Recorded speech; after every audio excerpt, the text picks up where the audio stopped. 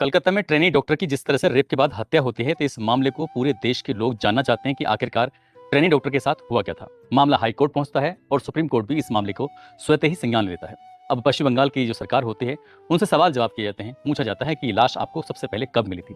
समय बताया जाता है कि 6 बजे मिली थी। उसके बाद पूछा जाता है कि घर वालों को तुमने 3 घंटे तक इंतजार क्यों कराया। साथ ही पूछा जाता है कि पोस्टमार्टम रिपोर्ट कब हुई थी। पोस्टमार्टम के बाद उन्होंने पूछा कि तुमने जो लड़की है उसकी लाश को घर वालों को कब सुपुर्द किया था, कब सौंपा था। बताते हैं कि रात के 8:30 बजे के आसपास सौंपा था। उसके बाद पूछा जाता है कि एफआईआर दर्ज कब हुई थी, तो बताते हैं कि 11:45 पर उसी रात। यानी कि ऐसा दावा किया जा रहा है कि संभवतः भारत के इतिहास का ये पहला ऐसा केस है, शायद और किसी केस के बारे में ऐसी कोई जानकारी मिलती नहीं है कि किसी भी घटना में पोस्टमार्टम पहले होता है और उसके बाद एफआईआर बाद में दर्ज कराई जाती है। जबकि एक सही रास्ता, जो सही ट्रैक जो होता है, वो इस तरह से होता है कि किसी की लाश मिलती है, उसके बाद फिर एफआईआर लिखी जाती है, पंचनामा भरा जाता है और पंचनामा भरने के बाद फिर पोस्टमार्टम के लिए लाश जाती है।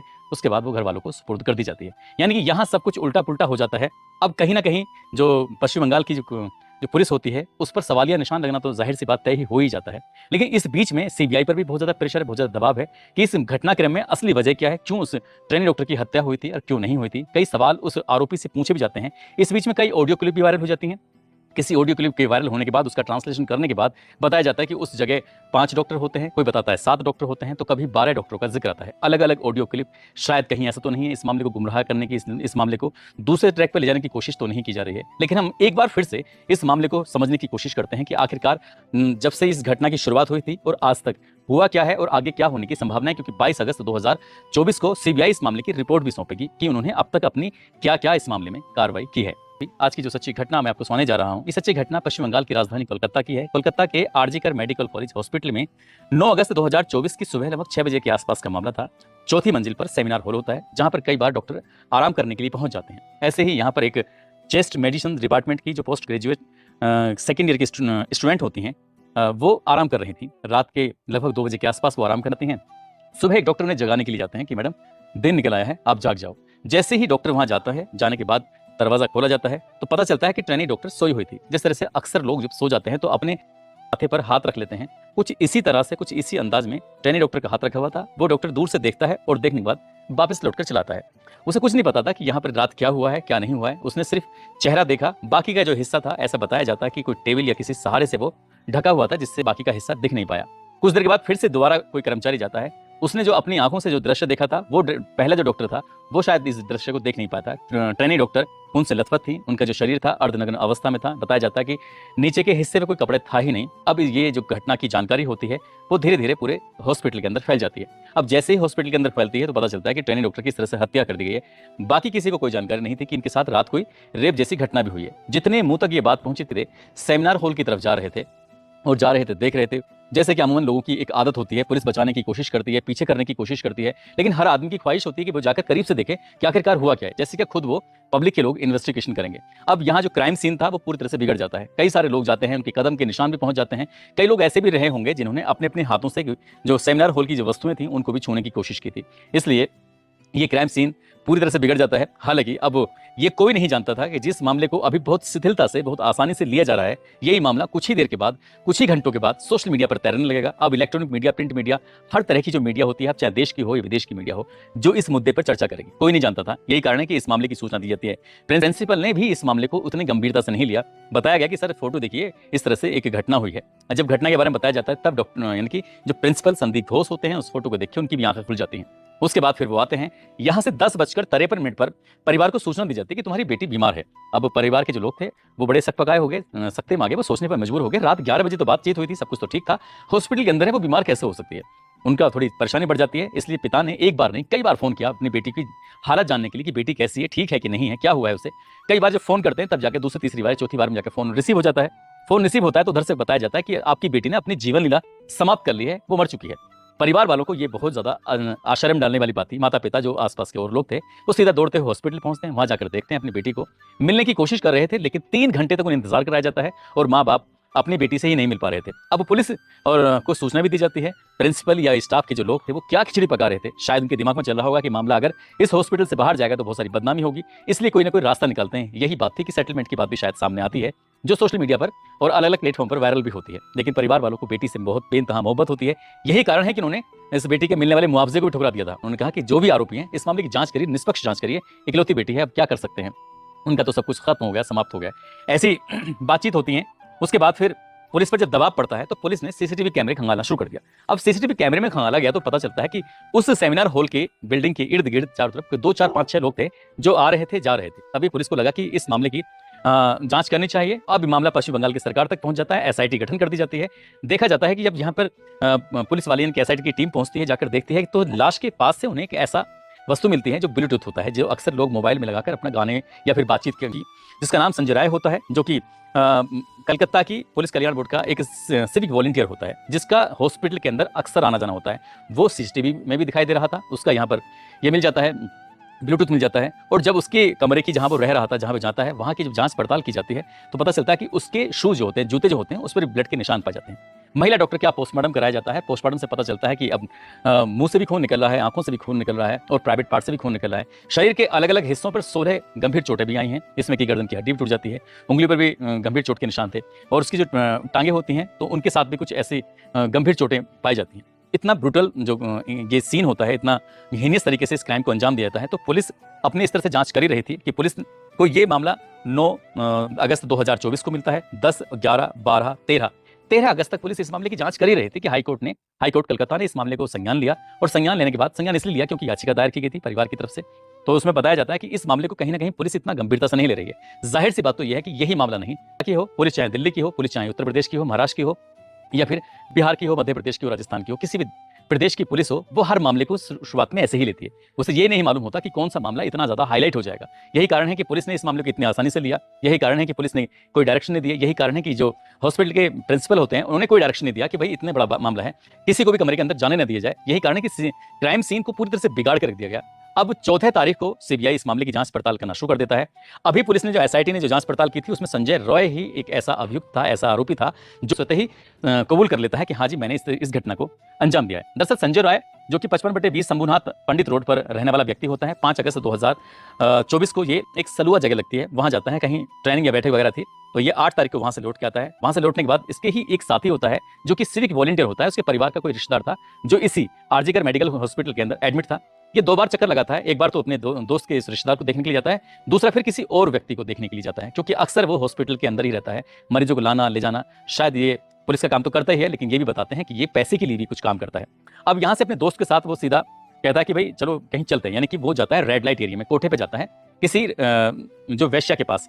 जो पहला जो एरिया होता है सोनागाछी, वो वहां जाता है अपने दोस्त के साथ। वहां जाने के बाद फिर वहां वो अंदर उसमें रेड लाइट एरिया में नहीं जाता, लेकिन जो उसका दोस्त होता है वो अंदर जाता है और थोड़ी देर रुकने के बाद वापस चला जाता है। दूसरी जगह लगती है चेतला में वेश्यावृत्ति का काम होता है। ये भी एक रेड लाइट एरिया है। यहाँ जो उसका सिविक वॉलंटियर दोस्त होता है संजय रॉय का, वो जाता है और जाकर वापस लौट कर आ जाता है, यानी कि संजय रॉय नहीं जाता, ऐसी जांच पड़ताल में सामने आया है। लेकिन जब ये वापस आ रहे हैं तो रास्ते में एक महिला मिलती है। उस महिला की तरफ से इसने अश्लील फप्तियां कसना शुरू किया। ये समझ रहा था कि शायद ये भी कोठे पे काम करने वाली कोई वैश्या होगी, लेकिन उस लेडीज ने इसे झाड़ दिया, इसे कुछ उल्टा सीधा जवाब दिया। तब ये शांत हो जाता है। यहाँ से वापस हॉस्पिटल आते हैं दोनों दोस्त और इन्हें एक ऐसी जगह तलाश करते हैं जहाँ पर बैठ के इत्मीनान से आराम से शराब पी सकते हैं।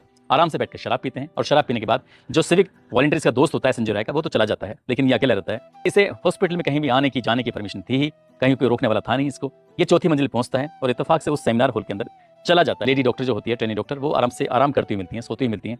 वहां जाता है, उनके साथ इसने जो भी किया है वो पोस्टमार्टम रिपोर्ट से और तमाम अखबारों, तमाम टेलीविजन पर जो एक रिपोर्ट आती है कि जिस तरह से उन्हें मारा गया, पीटा गया, उनके साथ बुलाया गया। जब सीबीआई से पूछताछ कर रही थी तो ये अपने सवालों के जवाब में कह रहा था कि साहब मुझे तो यही नहीं मालूम कि जब उसका बलात्कार कर रहा था तो वो जिंदा थी या मर चुकी थी, क्योंकि उसको उसने इतनी बुरी तरह से बताता कि उसकी जो गर्दन थी, जैसे भी साथ उसको पकड़ लिया था और यही कारण है कि उसकी हड्डी टूट जाती है। ये बॉक्सर होता है, ट्रेंड बॉक्सर होता है। कोई महिला, क्योंकि वैसे भी डॉक्टर है, पढ़ी लिखी लेडी है, ताकत का तो कोई मामला ही नहीं बनता। इसने जिस तरह से उनके साथ जबरदस्ती की होगी, उन्होंने विरोध किया होगा, उन्होंने आखिर दम तक लड़ने की कोशिश की होगी, तो जिस तरह से इसने अपनी बॉक्सिंग का सहारा लिया होगा, जाहिर सी बात है उसे पता चली जाता है। लेकिन ये सब होता है और देश इस मामले पर पल पल की नजर बनाए हुए है। हर कोई जानना चाहता है कि आखिरकार उस दिन क्या हुआ था, क्या नहीं हुआ था। पहले तो इस मामले को हाईकोर्ट ने संज्ञान लिया एक याचिका के माध्यम से, फिर इसे सुप्रीम कोर्ट ने संज्ञान लिया और संज्ञान लेने के बाद ये जानना चाहा कि आखिरकार पुलिस ने क्या जांच पड़ताल की है। हालांकि 2024 को सीबीआई को अपनी रिपोर्ट देनी है कि उसने अब तक क्या क्या कार्रवाई की है, लेकिन जब सवालों के घेरे में पश्चिम बंगाल की सरकार होती है तो वहाँ उनके जो वकील होते हैं उनसे सवाल किया जाता है कि लाश मिली कब थी, बताते हैं 6 बजे लाश मिली थी। अच्छा, तो पोस्टमार्टम कब कराया गया था, तो बताया जाता है कि पोस्टमार्टम 2 से 4 बजे के आसपास तक, 2-1 घंटे के आसपास ये पोस्टमार्टम होता है। सवाल ये भी किया जाता है कि जब माँ और पापा, उसके पिता अपनी बेटी से मिलने के लिए आते हैं तो 3 घंटे तक उन्हें क्यों बिठा के रखा, क्या मंशा थी? क्या मंशा थी कि आपने, जो प्रिंसिपल साहब होते हैं, उन्होंने अगर नैतिकता के आधार पर इस्तीफा दे दिया था तो उन्हें इतनी जल्दी चार्ज देने की जरूरत क्या थी? जब इस तरह के सवाल किए जाते हैं, साथ ही ये पूछा जाता है कि तुमने परिवार को उनकी बेटी कब सौंपी, यानी कि जो उनकी पोस्टमार्टम हो जाता है तो उसकी लाश को कब सौंपा, तो बताते हैं कि 8:30 बजे के आसपास सौंप दिया था। तो अब एफआईआर कब दर्ज कराई, तो एफआईआर के बारे में बताया जाता है कि 11 बज के उसी रात, यानी कि 9 अगस्त 2024 की रात 11:45 पर एफआईआर, पहले उन्होंने एक साधारण से एक एफआईआर दर्ज कर ली थी, ऐसा उन्होंने दावा किया है। लेकिन जो मुख्य एफआईआर थी वो पोस्टमार्टम रिपोर्ट होने के बाद दर्ज की जाती है। यहीं पर कहीं ना कहीं पश्चिम बंगाल सरकार, पश्चिम बंगाल की जो पुलिस होती है, पश्चिम बंगाल की जो भी एसआईटी होती है, उस पर सवाल उठने लाजमी है कि ऐसा दावा किया जा रहा है कि संभवतः भारत के इतिहास का ये पहला ऐसा मैटर है जिसमें लाश मिलती है, पोस्टमार्टम होता है, उसके बाद एफआईआर दर्ज होती है, नाम भरा जाता है, फिर जाकर पोस्टमार्टम होता है। लेकिन यहाँ सब उलट पुलट हो रहा था, कोई नहीं जानता था कि मामला इतना हाईलाइट होगा। सीबीआई इस मामले की जांच पड़ताल कर रही थी। 14 तारीख को मामला लिया था। 15, 16, 17, 18, 19, 20, 21, आज वो जो तारीख है 21 अगस्त है, और जो आज मैं इस कहानी को सुना रहा हूँ। लेकिन सीबीआई ने जो इस मामले में अभी 8 दिन में जो अपनी जांच पड़ताल की है, तो 2 ही लोग उसके रडार पर हैं। पहला मुख्य आरोपी संजय रॉय, जिससे लगातार पूछताछ की जा रही है। दूसरा जो संदीप घोष होते हैं, जो कि इस आरजी कर मेडिकल कॉलेज के प्रिंसिपल होते हैं, जिन्होंने नैतिकता के आधार पर बताते हैं कि ये इस्तीफा दे दिया था, लेकिन उन्होंने नैतिकता पब्लिक में सिंपैथी हासिल करने के लिए ली थी। जबकि जब मामला हुआ तो उस लड़की से उसके पास आने में कम से कम 2-2.5 घंटे का समय तो वो खुद लेते हैं, पुलिस के पास तक सूचना देने में कई घंटे लेते हैं। साथ ही कहीं ना कहीं ऐसा लग रहा था कि वो इस मामले को दबाना चाहते थे। यही कारण है कि अपने जो अधीनस्थ होते हैं, जूनियर होते हैं, उन्हें कहीं ना कहीं प्रेशर था, दबाव था। यही कारण था कि पुलिस तक ये सूचना टाइम से नहीं पहुंच पाती है। और हालांकि अभी सीबीआई जांच कर रही है, और जांच के बाद जो भी निकलेगा वो जाहिर सी बात है, जिसमें 90% जांच तो जो एसआईटी कर चुकी थी, कोलकाता की पुलिस कर चुकी थी, वही जांच है। बाकी 10% जो जांच की है सीबीआई ने, वो 22 अगस्त 2024 को सबके सामने आई जाएगा। साथ ही पोलोग्राफी टेस्ट कराने की बात आई है संजय रॉय की। पोलीग्राफी कराने का मतलब यही है कि जो इसने अभी तक बोला है, कितना सच है, कितना झूठ है, क्या नहीं है, उसके बारे में भी बात चल रही है। लेकिन अगर हम अगली बात करें तो सीसीटीवी कैमरे में जो जाते हुए दिखाई देते हैं, वो एक ही व्यक्ति जाता हुआ दिखाई देता है, संजय रॉय, और वही निकलता हुआ दिखाई देता है, और इसके अलावा और कोई सीसीटीवी वहां पर है भी नहीं। अब ऐसी स्थिति में तो ये पता चलता है कि इस पूरे मामले में संजय रॉय है। लेकिन जिस तरह से सीमन की बात आती है, 151 mg सीमन मिला है, उसमें एक से ज्यादा कई पुरुष भी हो सकते हैं। साथ ही जो कुछ ऑडियो क्लिप हैं वो वायरल हो रही हैं, जिसमें बताया जाता है कि 4 डॉक्टर, एक महिला साथ खाना खाते हैं, उसके बाद फिर उसके साथ ट्रेनिंग डॉक्टर के साथ मारपीट करते हैं बहुत बुरी तरह से, और जो नशे की हालत में होता है संजय रॉय, उसको अंदर जाने दिया जाता है कि तुम जाकर कुछ भी करो। और ये सब कहानी, फिर दूसरी कहानी भी आती है सामने कि 7 डॉक्टर के ऑडियो क्लिप के बारे में आता है, कभी 12 डॉक्टरों की ऑडियो क्लिप के बारे में आता है कि 12 डॉक्टर अंदर जाते हैं और वो उनके साथ ऐसा करते हैं, वैसा करते हैं। लिखने वाले ने बाकायदा सीबीआई को टैग भी किया है कि इस मामले में जो चल रहा है, इसकी भी आप जांच पड़ताल करिए, इसकी भी आप जांच देखिए कि आखिरकार होता क्या है।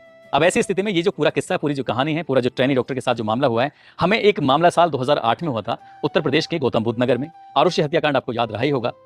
पुलिस ने किस तरह से शुरुआत में इस मामले को बड़ी शिथिलता के साथ लिया था, गंभीरता से नहीं लिया। जिस साइंटिफिक तरीके से इस मामले की जांच करनी चाहिए थी, जिस तरह से एक एक सबूत को जुटाना चाहिए था, तो उत्तर प्रदेश पुलिस ने आरुषि हत्याकांड में इस मामले की जांच पड़ताल नहीं की, और ये मामला बहुत तेजी के साथ उन दोनों हाईलाइट हुआ था, जैसे आज ट्रेनी डॉक्टर के साथ हो रहा है। इसके बाद ये मामला सीबीआई को सौंप दिया जाता है, सीबीआई इस मामले की जांच पड़ताल करती है। अब जांच पड़ताल करने के बाद तो कभी तो लगता है कि माता पिता ने इस लड़की की हत्या की थी, और कभी लगता है कि किसी और ने हत्या की थी। लेकिन ये मामला आज भी कहीं ना कहीं पहली बना हुआ है, अनसुलझा सा दिखाई देता है जिस तरह से है।